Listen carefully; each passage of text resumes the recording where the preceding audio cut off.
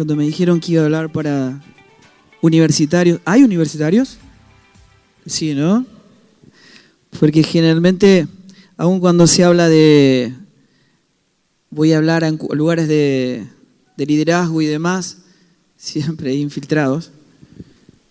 Pero me hizo acordar mucho en mi época de universitario, donde yo entraba a la universidad los primeros años de la democracia y la universidad estaba completamente politizada y había un adoctrinamiento que, mirando lo que pasa hoy, era nada a comparación.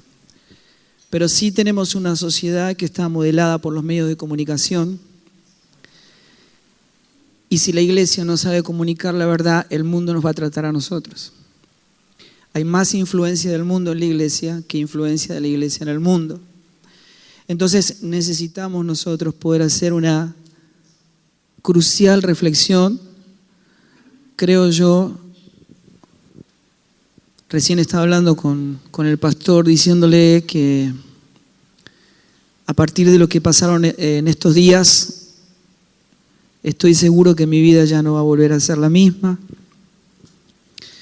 El reconocimiento te obliga a pronunciarte y creo que la ideología de género y todo lo que esto va a traer va a cambiar nuestra vida para siempre. En algún punto celebro de que dejemos de hacer reuniones de talentos en la iglesia y empecemos a hablar y a formar vidas para lo que realmente Dios quiere y a lo que a Dios le importa. Estamos viviendo tiempos de urgencia y necesitamos entender. Necesitamos sacudirnos de la estructura religiosa, evangélica y empezar a ser parte de la construcción de Dios. Ustedes saben bien que no es lo mismo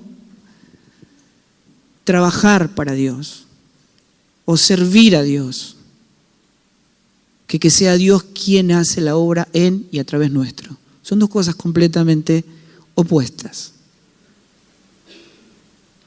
Nada de lo que nosotros podamos hacer tiene valor para Dios. Absolutamente nada.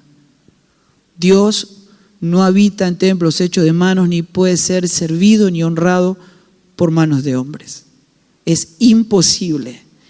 En el pacto en el que nosotros estamos viviendo, se trata de Cristo en nosotros. Él es el que vive la vida a través nuestro. Ya no vivimos nosotros, sino que vive Cristo en mí. Y si no es Dios quien hace la obra en y a través nuestro, en vano trabajan todos los que edifican. Entonces necesitamos saber cuáles son las armas de nuestra milicia y cómo vamos a enfrentar esto en lo que nosotros estamos comprometidos. Una de las cosas fundamentales, entendiendo lo que está pasando hoy, es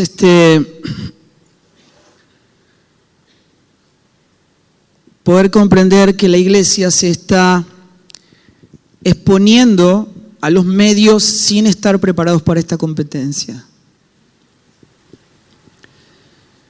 Y esto tiene que ver con que nosotros hemos edificado la iglesia de una manera convergente. La iglesia crece comprando el terreno al lado. Entonces esto ha sido gravísimo. La iglesia no puede estar en los edificios. Los edificios es un lugar de capacitación para salir, pero no es un lugar de establecimiento. La iglesia no puede servir ni ser parte de la construcción de la iglesia de Dios en los edificios, de ninguna manera, porque no se puede iluminar adentro de una caja. Y la falta de la manifestación de la vida de Cristo a través de la iglesia en el mundo ha logrado que la oscuridad se profundice, porque la oscuridad no se profundiza si no es por falta de luz. Entonces hoy nosotros estamos tratando de salir corriendo a ver qué hacemos cuando salimos a tratar de que la ley del aborto, de la legalización del aborto no salga. De alguna manera salimos a sobornar a Dios, tratando de que apruebe un examen para el cual no habíamos estudiado. No hicimos lo que teníamos que hacer y salimos a ayunar y a orar y a rogar a Dios que tenga misericordia de nosotros y que nos apruebe. Entonces sí, nosotros tenemos que tomar este compromiso ineludible y andar como es digno de nuestra vocación con la que fuimos llamados. Algo que les quiero decir fundamentalmente: ustedes son estudiantes y lo que tenemos que saber es que Dios no llama a nadie a ser un profesional. Dios no llama a nadie a ser médico, ni arquitecto, ni ingeniero, ni nada de eso. La única vocación del Hijo de Dios es pertenecerle a Cristo. Y Él es el que provee los medios para expresar esa pertenencia. Ser profesional es un medio, pero no es el propósito eterno de Dios. El propósito eterno de Dios es que nosotros vivamos para su gloria, porque fuimos creados, formados, hechos, escogidos con un solo propósito: la gloria de su santo nombre. Entonces, la forma en que nosotros nos capacitamos es solamente un medio para expresar nuestra pertenencia a Cristo. No hay otro motivo. Es clarísimo que si yo niego la existencia del universo, eso no hace que el universo deje de existir. Entonces, de la misma manera debemos convertirnos en aquello para lo cual fuimos creados, formados y hechos. Tenemos que convertirnos en lo que somos. La ideología de género está diciendo que la verdad es una construcción cultural, negando todos los límites de la naturaleza. Esta ideología está dentro de lo que nosotros llamamos iglesia evangélica. Porque la gente que se percibe cristiana se define como un cristiano, negando los límites de la naturaleza. Y el cristianismo no es una enseñanza a poner en práctica, no es una ideología, es una naturaleza. Y es una naturaleza que se expresa. Por eso Jesús pudo decirle a los fariseos de aquel tiempo: ustedes conocen la palabra de Dios como nadie, le explican la palabra de Dios a todo el pueblo, ustedes sirven, son los que más sirven a Dios en todo el pueblo, la gente los admira, la gente quiere ser como ustedes, pero están muertos. Y le dijo a uno de ellos: Nicodemo, si no nacés de nuevo, no podés ver el reino de Dios. Escuchen, miren, si hubiera acá un montón de cadáveres y Dios resucita a dos y dice: síganme, ¿quiénes son los que le pueden seguir? Los que resucitaron, ¿verdad? Los que tienen vida. Si no nacés de nuevo, es imposible ir en pos de Jesús. El nacimiento, el nuevo nacimiento es el cristianismo. Y el cristianismo es el nuevo nacimiento. Si no hay señal de resurrección, no hay nada que discipular. No se puede invertir tiempo en gente muerta. Esta ha sido una de las grandes crisis de la iglesia: discipular gente muerta.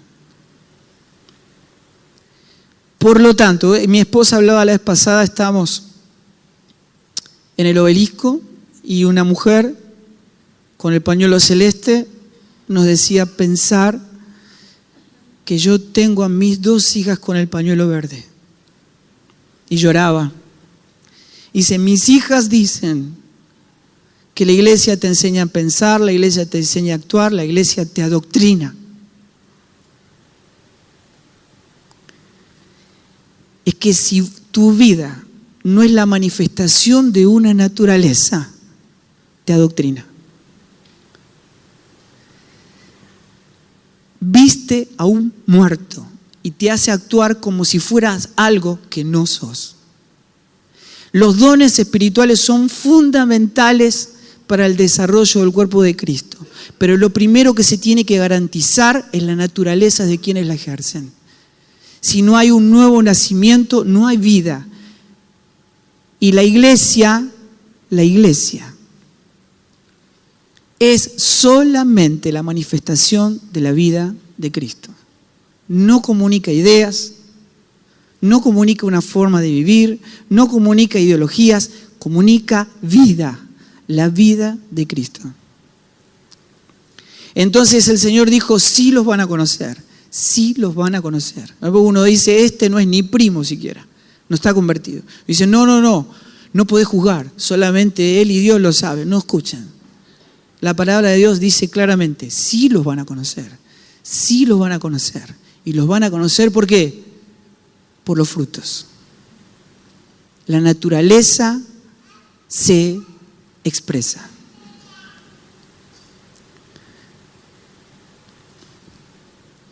Es el motivo por el cual un pájaro no tiene que ir a la escuela para aprender a volar. ¿Por qué? Porque eso ¿dónde está? En su naturaleza. Cuando Cristo está en nosotros, lo que se manifiesta es Cristo. Cuando alguien está diciendo, estoy viendo cómo hacer para servir al Señor porque trabajo mucho todo el día, está en una situación imposible de poder definir. Es una desgracia poder decir una cosa como esa. Porque el que tiene la naturaleza de Cristo piensa a Cristo, vive Cristo, habla a Cristo, expresa a Cristo. Por eso la palabra de Dios dice, y todo lo que hagas, así comas, así bebas, trabajes, juegues, duermas, hacelo para la gloria de Dios. Todo lo que hagas, hacelo como para el Señor. Nuestra vida es un culto racional. Escuchen, somos seres espirituales que transforman el lugar donde vive, donde come, donde juega, donde trabaja, donde estudia. No nos hacemos tiempo para servir a Dios. Nuestra vida expresa vida. Se manifiesta. Es una naturaleza. Entonces,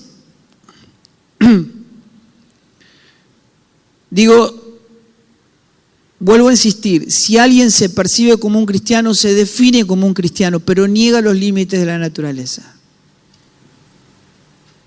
¿Está bien? O sea, hoy estamos viviendo, por ejemplo, la ideología de género, que es algo que ya lo tenemos en puerta.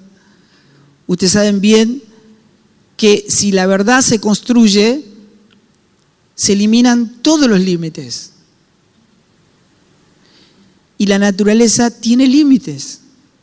Es una persona, por ejemplo, una transespecie que ya existe, y entiendo que ustedes lo saben, donde un hombre dice, bueno, yo me percibo como un gato. Entonces cualquiera de nosotros podemos decir, pobre hombre, digamos, en otro tiempo. Ahora todos podemos decir, qué bueno, ¿no? Es un gatito encerrado en el cuerpo de un hombre de 50 años. Y bueno, se descubrió, ¿no es cierto? O se percibe como un ave. Entonces todos estamos obligados, para que él no se sienta discriminado, a verlo como un ave.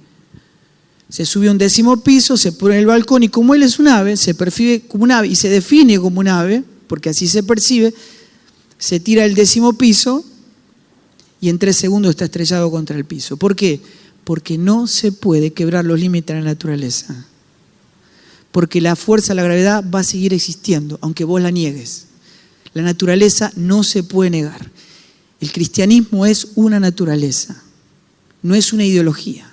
No es algo a lo que me percibo. No es porque me congrego, no es porque sirvo a Dios, no es porque un día pasé al frente a hacer la oración del pecador que soy cristiano. Si no hay muerte, no hay resurrección, y si no hay un nuevo nacimiento, no hay cristianismo. Amén. Una persona pasa al frente, dice la oración del pecador porque fue tocada por el mensaje, y dice, Señor, te doy toda mi vida. Va a su casa y sigue tomando sus propias decisiones, en vez de ser Dios quien tome las decisiones por ella. Eso quiere decir que lo que dijo en el altar nunca ocurrió. Pero al cabo de 2 años ya habla como un cristiano, canta como un cristiano, sirve como un cristiano, predica como un cristiano, pero nunca le conoció, porque nunca nació de nuevo, nunca perdió su vida para ir en pos de Jesús. No es Cristo quien vive en su vida, sino que ella sigue tomando sus propias decisiones. Entonces necesitamos garantizar la naturaleza de la iglesia. Es fundamental, porque la iglesia expresa la naturaleza de Cristo. La primera manifestación de esa naturaleza fue cuando en el Pentecostés Pedro le pudo decir a la gente, cuando todos decían, estos están borrachos, están locos, lo primero que dijo Pedro fue, miren, estos no están ni borrachos ni locos. Lo que les está pasando a ellos es lo que profetizó Joel. Ellos no podían entender lo que les estaba pasando. Pero había algo que se estaba manifestando. ¿Entienden? No es una enseñanza a poner en práctica, es una naturaleza. Amén. Y yo tengo un hijo que es hijo y otro que no es mi hijo. El que no es mi hijo se saca todo 10, es un fenómeno. Mi hijo saca 4 o 5, no es tan obediente ni tan respetuoso como el otro, pero es mi hijo. Este es mucho mejor que mi hijo, ¿entienden? Pero no es mi hijo. Para ser hijo necesitamos ser engendrados. Si no sos engendrado por el Espíritu, no hay vida. No hay vida. No hay cristianismo. Amén. Entonces, esto es necesario, sobre todo en esta generación, porque si nosotros agrandamos la puerta de entrada, va a entrar mucha gente. Pero gente que no ha pagado el costo de seguir a Cristo, por lo tanto, no nació de nuevo. El que no ama más al Señor más que padre, madre, hijo, esposo, hermano, hermana, propiedades y aún su propia vida, no puede ir en pos de Jesús. El que no abandona todo para seguir a Jesús no puede ser su discípulo. ¿Entienden? El Evangelio es un llamado radical y solamente le puede seguir gente que toma decisiones radicales. ¿Cuál es el punto y por qué yo estoy diciéndole todo esto? Porque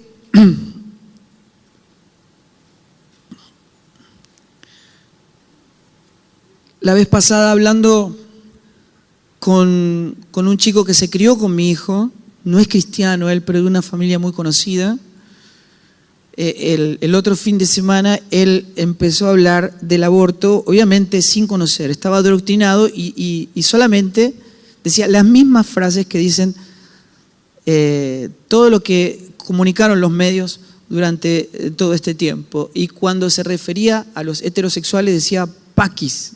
¿Sabían eso? ¿Sí o no? Ellos le dicen paqui, en plural, paquis, a los heterosexuales, que viene de un término peyorativo que es una abreviatura de paquidermo, que quiere decir como un animal de cuero grueso y lento.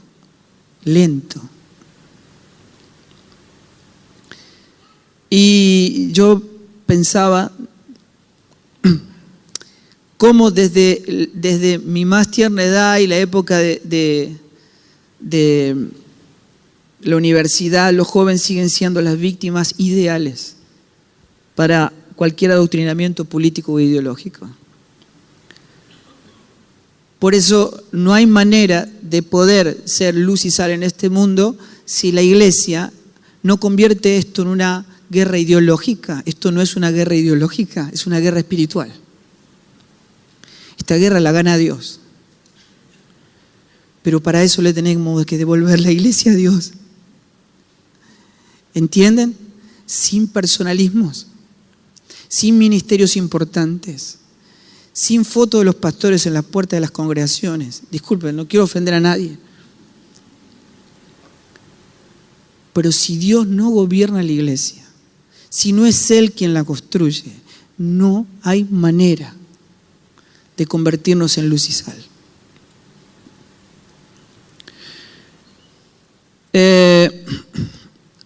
Hay un punto, te voy a pedir ahora que me pongas la primera gráfica,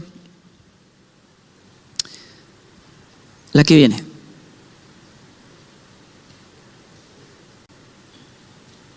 Ahí viene. Ahí está. Ese hombre es Bernard Atkinson, ustedes si lo conocen, fue el ideólogo de la ley del aborto en los Estados Unidos, trabajó del año 68 al 73 y fue junto con un equipo el ideológico de cómo generar los 3 puntos fundamentales, las tácticas para lograr con éxito la ley del aborto en cada país de Occidente. Y él dio 3 puntos fundamentales. El primero es ganar los medios. Si vos lográs decir una mentira de manera sistematizada, los medios y la opinión pública la convierten en verdad. Todos empiezan a repetir lo que la gente dice, sin importar cuál es su fuente. Entonces ellos decían, en ese tiempo nosotros sabíamos que si hacíamos una encuesta en los Estados Unidos perdíamos creo que en el 84% de la población estaba en contra del aborto. No podemos hacer una encuesta porque perdemos de punta a punta. Lo que tenemos que hacer es crear una realidad ficticia. Entonces, se hacían 10.000 abortos por año, ellos dijeron que se hacían 1.000.000.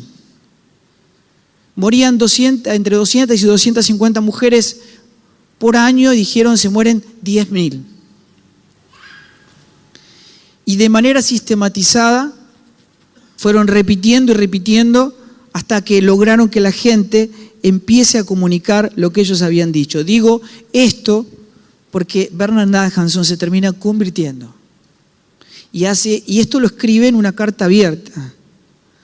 Y entonces dijo, lo que yo inventé como una gran mentira es el día de hoy que todos lo siguen repitiendo. Porque esto es lo que ustedes escucharon. Segundo punto, hay que echarle la culpa a la iglesia de que esto es una cuestión ideológica o de creencia y no una cuestión científica. Y hay que negar toda evidencia científica y decir que no sabemos en qué momento empieza la vida. Y el tercer punto es desnaturalizar o deshumanizar al bebé. Dijimos, no es un ser humano, es un conjunto de células, nada más. Y yo hablaba con estos jóvenes y lo que hacían es repetirme estos 3 puntos. ¿No? Ahora yo me preguntaba, como la verdad no es histórica, sino que la verdad es eterna, es imposible construir una verdad, porque la verdad es imposible de ser derribada. ¿Cómo hacemos nosotros que somos los portavoces? Dios es la palabra y nosotros somos la voz de esa palabra. ¿Cómo comunicamos la verdad? Y esto en lo que no podemos fallar. Yo quiero que ustedes miren, esto lo pasó un sobrino mío en una conferencia y me pareció genial. Miren, a ver si ojalá salga el audio. Miren esto. Hagamos juntos este crucigrama, aplacemos lo otro para un mañana. Cantar contigo me llena de alegría. Dejemos todo lo demás para otro día. Quisiera besarte pero sin ensuciarte. Quisiera abrazarte sin dejar de respetarte. Amar es saber esperar, es saber esperar, es saber esperar. Amo a Laura, pero esperaré hasta el matrimonio. Amo a Laura, pero esperaré hasta el matrimonio. No voy a arrancar esa flor, quien la destruya no seré yo. Bueno, Joven, ya está. Recuerda que el amor nace del respeto, que no hay nada más. ¿Quieren que lo repita?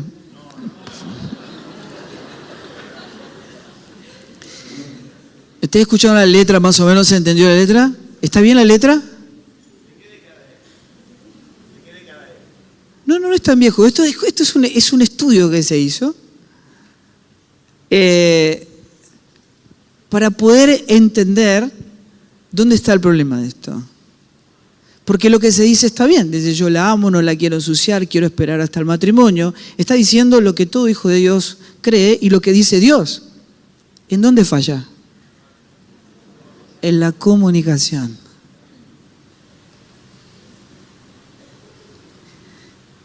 Ese es nuestro talón de Aquiles. Hoy hablaron de kiosco. Yo empecé kiosco a los 29 años. ¿Saben por qué? Porque nací en una congregación donde la guitarra era el diablo, la batería la fabricó el diablo. Y cuando Dios se manifestó, porque lo que Dios ve es la fidelidad, nadie puede ser más que fiel en la vida, porque fuimos creados para su gloria. Dios utiliza la herramienta, el medio, como tu profesión, por ejemplo, para expresar su gloria al mundo. Cientos de miles de jóvenes conocieron al Señor por esa herramienta. Entonces la iglesia no puede fallar en la comunicación porque tenemos la verdad, el único antídoto que puede salvar a la gente del infierno y de la condenación eterna. Amén. Ahora sí, voy a tratar de ir lo más rápido posible para... A ver.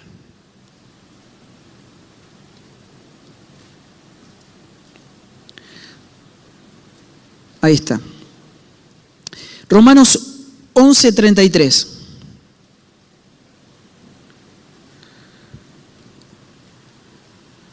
Ahí está. Dice, oh profundidad de las riquezas de la sabiduría y de la ciencia de Dios, cuán insondables son tus juicios, inescrutables sus caminos. Versículo siguiente, porque ¿quién entendió la mente del Señor? ¿O quién fue su consejero? Lo voy a poner acá.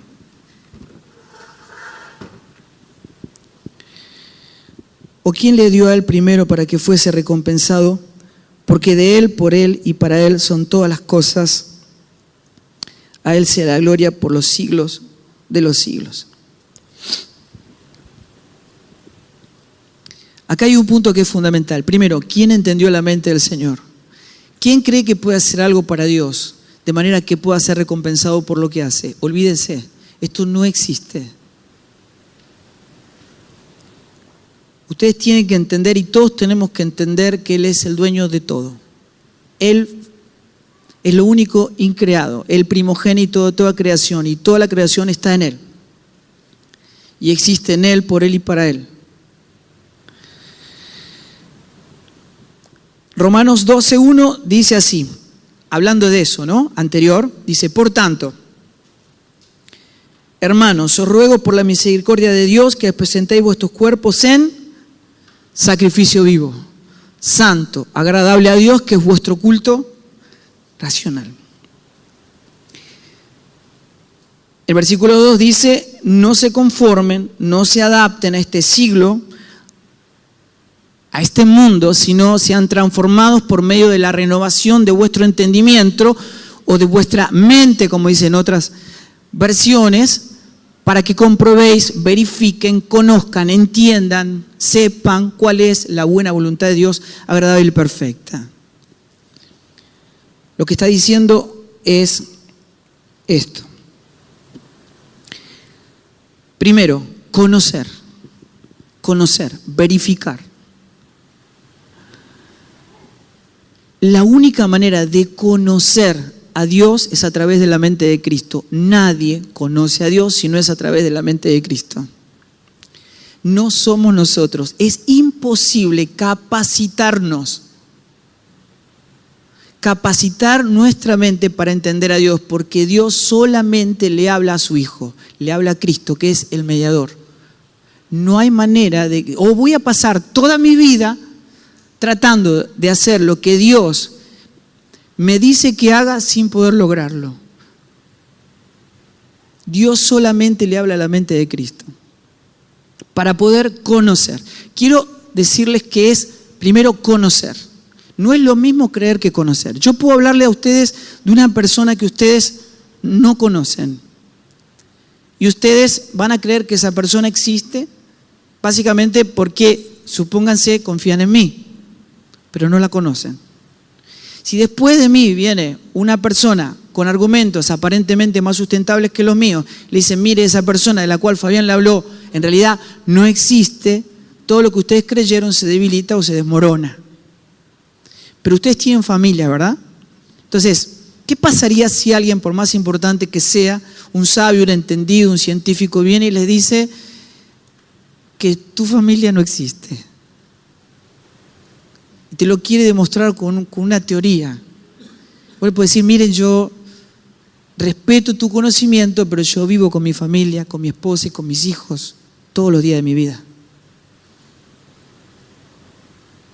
Porque creer no es lo mismo que conocer. Si yo conozco a la persona, no hay argumento, por más sustentable que parezca ser, que pueda derribar mi fe, porque le conozco. ¿Está bien? Por eso el Señor dijo, esta es la vida eterna, que te conozcan a ti, el único Dios verdadero, y a tu Hijo a quien has enviado, Jesucristo. ¿Está bien? Es un punto fundamental. Mateo 7:21 dice esto: no todo el que dice Señor, Señor entrará al reino, sino ¿quién? El que hace la voluntad de mi Padre que está en los cielos. Escuchen, versículo 23 está diciendo algo, está diciendo, todos ustedes que dijeron, Señor, te servimos durante toda la vida, profetizamos en tu nombre, echamos fuera demonios en tu nombre, hicimos muchos milagros en tu nombre, y el Señor le dice, nunca los conocí. Escuchen, toda esa gente creía en Dios, porque de hecho le sirvió durante casi toda su vida, pero no le conocían. Porque creer no es lo mismo que conocer. Vos podés vivir toda una vida sirviendo a Dios sin conocerle. Ejerciendo dones en nombre de Jesús sin conocerle. Te puede pasar lo que le pasó a la iglesia en la Odisea, que dice, nos sentimos ricos, nos hemos enriquecido, no tenemos falta de nada. Se sentían tan satisfechos con su actitud servicial que ni siquiera se daban cuenta que Dios no estaba con ellos.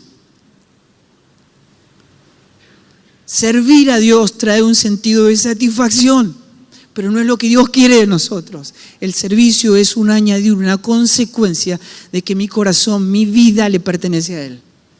Pero no es algo que Dios viene a buscar de nosotros. Lo que Dios quiere es a nosotros.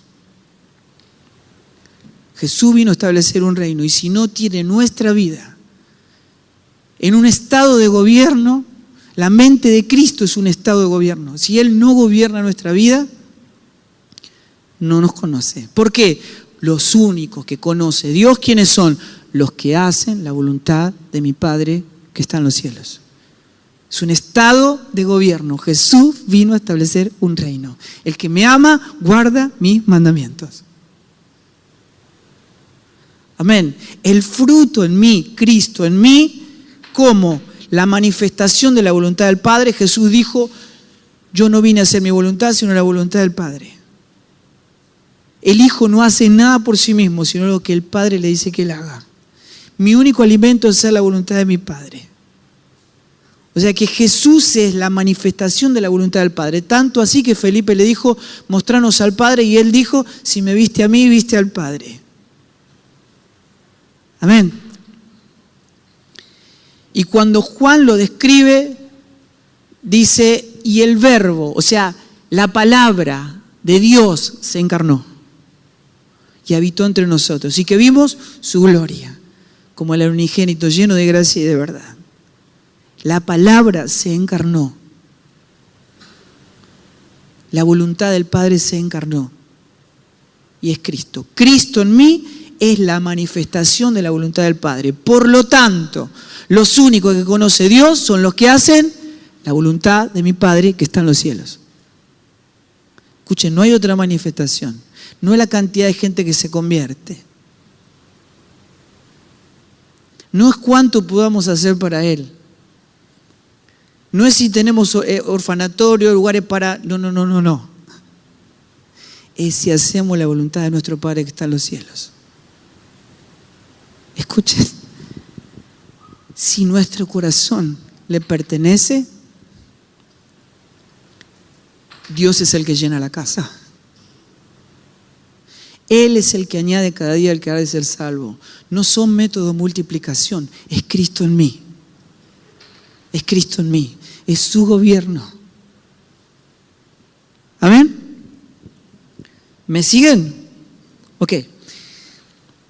Por lo tanto, habíamos leído que dice, presenten vuestros cuerpos como sacrificio vivo, santo, agradable a Dios, que es vuestro culto racional. Me decía un hermano, ¿sabes por qué existen los grupos de intercesión? Porque la iglesia no ora. Como no ora, tenemos que mandar a los que sí oran. Bueno, ustedes que sí oran, júntense y oren por todos nosotros. Y yo una vez leí un título de un hombre que es de mucha bendición para mí. Ese título de ese mensaje decía, las misiones existen porque no existe la verdadera adoración. ¿Y a qué se refiere? Es genial. Dije, lo entendí. Cuando lo entendí, fue maravilloso. ¿Por qué? Porque la iglesia cree, o gran parte de la iglesia cree que adorar es cantar. ¿Qué tiene que ver? Adorar no es cantar. No tiene nada que ver. Adorar es obediencia. Lo que adora el Padre es hacer su voluntad. Lo que está en el altar del sacrificio es nuestra vida. Miren, yo se lo digo de esta manera. Supónganse que una mujer tiene a su esposo que la engaña, ¿verdad? ¿Quién está? No, nadie. ¿Alguien me está cronometrando? Nadie, no.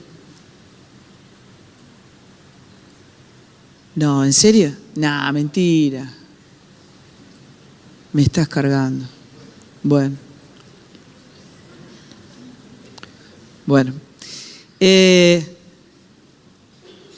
No voy a poder hablarle de todo lo que vine a hablarle. Pero supónganse que su esposo le engaña, su esposo es desleal con ella.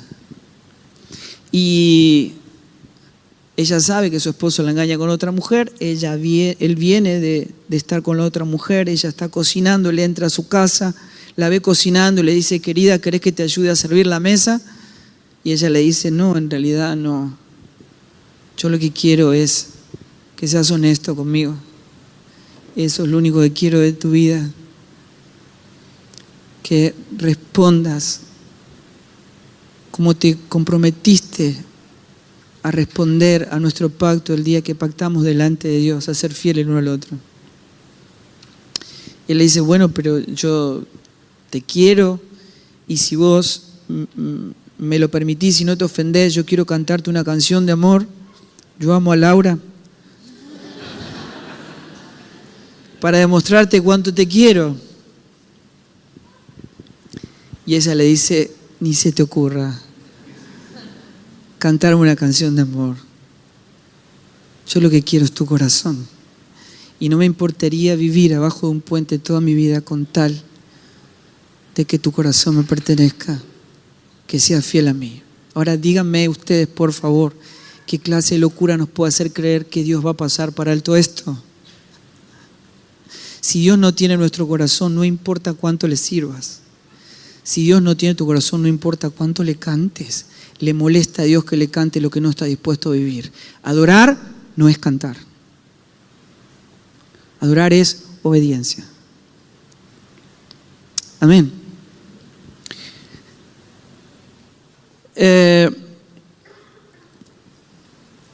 A ver, ¿cómo para terminar? Oh, Dios mío.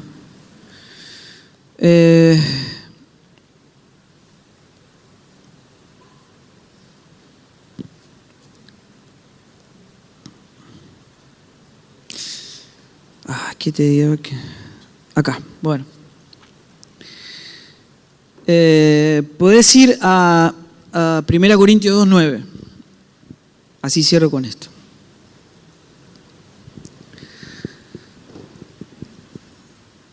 Dice así: antes bien, como está escrito, cosas que oído no vio, ni oído yo, ni han subido en corazón de hombre, son las que Dios tiene preparado para los que le aman.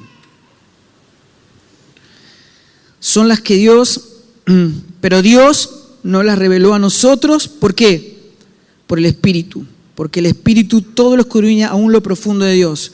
Porque ¿quién de los hombres sabe las cosas del hombre sino el Espíritu del hombre que está en él? ¿Quién sabe las cosas de un pájaro si no es un pájaro? Así tampoco nadie conoce las cosas de Dios si no es por el Espíritu de Dios.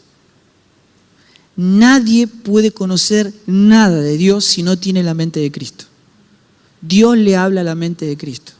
Le explico sencillamente cuál es la mente de Cristo. Jesús estuvo en carne y hueso entre nosotros, murió, resucitó, fue al Padre, fue glorificado y vuelve descendiendo en un nuevo cuerpo espiritual, impartiéndose en vida en un nuevo cuerpo que es la iglesia, del cual Él es la cabeza. O sea que la mente de ese cuerpo es Cristo. Esa mente no hace otra cosa que no sea la voluntad del Padre. Por lo tanto, el cuerpo que tiene el ADN de la cabeza solamente hace la voluntad del Padre o no le conoce. No hay manera de vivir para Dios si quiero vivir para mí mismo. Es imposible. Necesitamos vivir en la mente de Cristo, que es el que escudriña hasta lo profundo de Dios. Pero nunca vamos a poder tener una manifestación genuina de parte de Dios si no es a través de la mente de Cristo. Versículo 12 dice: nosotros no hemos recibido el espíritu del mundo, sino el espíritu que proviene de Dios. ¿Para qué? Para que sepamos lo que Dios nos ha concedido, lo cual también hablamos. Escuchen. Primer punto, y esto voy a terminar con esto. Bueno, ¿qué es lo concedido?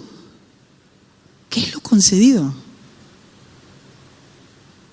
Lo cual hablamos. Y eso que hablamos a través del Espíritu es lo que termina acomodando lo espiritual a lo espiritual. Ahora, ¿qué es lo concedido? Miren, si yo les preguntara a ustedes qué fue lo más importante que ustedes recibieron cuando conocieron al Señor o cuando el Señor vino a su vida, ¿me pueden decir rápido? Porque no me van a rajar. ¿Qué fue lo más importante? Paz, perdón. ¿Qué más? Amor. Déjenme decirles algo. Paz, amor, perdón, misericordia, salvación, redención. Escuchen, todo eso es algo. Pero Dios no vino a darnos algo. Nos vino a dar a alguien en el cual están todos los algo que nosotros necesitamos. Este es el punto crucial. ¿Qué es lo que nos fue concedido? Pasame al versículo siguiente. Colosenses 3:10. Y revestidos del nuevo hombre, el cual, conforme a la imagen del que lo creó, se va renovando hasta el conocimiento pleno, donde no hay griego ni judío, circuncisión ni circuncisión, bárbaro ni escriba, siervo ni libre, médico, zapatero. Escuchen, no hay hombre, no hay mujer, sino que todo es Cristo. Cristo es el todo en todos. Siguiente versículo, verá. Efesios 1:23, Cristo es la plenitud de aquel que todo lo llenan todo. Seguí. Colosenses 2:10, y vosotros estáis como completos. ¿Qué nos fue concedido en Cristo? Todo. Escuchen, ¿hay algo que nosotros tenemos que recibir mañana? ¿Dios tiene algo para darnos mañana? No. ¿Por qué? Porque todo nos fue concedido en su Hijo. Quiere decir que el Padre no tiene absolutamente nada para ofrecer fuera de su Hijo, porque todo nos fue concedido en Él. ¿Hay alguna bendición que Dios tenga para darme mañana? No, porque en Cristo fuimos bendecidos con toda bendición espiritual. Y en Cristo, en Él, todas las promesas son un sí y un amén. En Él. Escuchen, porque esto cambia todo discipulado, ¿entienden? El tema es que la manera en que nos tenemos que expresar a través de la mente de Cristo para que el mundo crea es exultante, es de regocijo, es una expresión de una vida completa, completamente satisfecha, que define que Cristo es el agua de vida, nuestro deleite, nuestra completa satisfacción. Que no nos necesitamos absolutamente nada porque ya nos fue todo concedido en Él. No vivimos como quien necesita, sino como quien se goza del tesoro que satisface eternamente. La manera es exultante, una generación que alaba a otra generación. Escuchen, hablamos con alabanza. ¿Quién habla de lo concedido? Ustedes saben qué es la murmuración, la crítica, las contenciones. ¿Saben qué quiere decir? Hablar de lo que me falta. Es el producto de una insatisfacción. ¿Saben qué es adoración? Hablar de lo concedido, hablar de lo que me sobra, hablar de la abundancia, hablar de la riqueza, del deleite, de lo que me fue concedido en Cristo como el tesoro, como la perla de gran precio, donde en Él no nos hace falta nada. Necesitamos la mente de Cristo para entender lo concedido. No es una guerra ideológica, es una guerra espiritual. Si podemos comunicar con regocijo exultante, ese gozo indomable que brota de adentro nuestro en medio de la circunstancia, de las tormentas y de los peores problemas de la vida, eso es lo que el mundo no tiene. Aunque algunos predicadores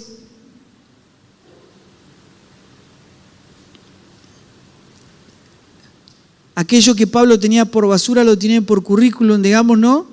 Y le dicen a la gente que si va a Cristo va a estar mejor porque va a recibir salud, dinero y amor, ¿verdad? Es una felicidad miserable, rastrera, humana. La llenura es que yo puedo no tener absolutamente ninguna de todas esas cosas, porque mi satisfacción está en Cristo, porque todas las cosas me fueron concedidas en Él. Puedo nunca haber sido sanado, puedo nunca haber sido prosperado en dinero y vivir exultantemente, gozándome eternamente porque en Cristo me fueron concedidas todas las cosas. Solamente lo podemos ver a través de la mente de Cristo. Necesitamos, escuchen, es una guerra espiritual. Entonces nuestra manera de comunicar es a través de la mente de Cristo y no de la construcción de nuestra mente o la educación de nuestra mente humana. El mundo no necesita explicaciones, necesita la manifestación de la vida de Cristo en su iglesia. Amén. Bueno, me voy. Muchas gracias. Dios le bendiga.